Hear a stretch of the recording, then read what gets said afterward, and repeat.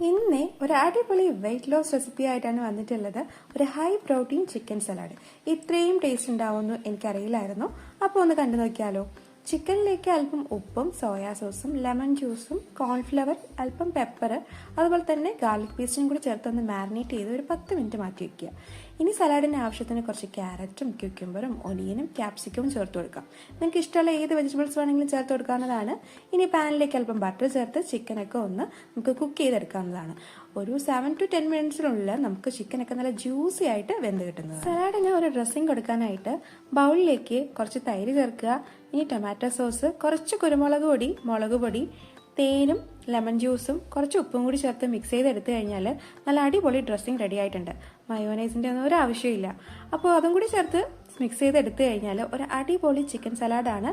Must try ആണ്. ഇതുപോലത്തെ വീഡിയോസിനായിട്ട് മറക്കാതെ ഒന്ന് സബ്സ്ക്രൈബ് ചെയ്യുക. അപ്പോൾ ശരി, ബൈ.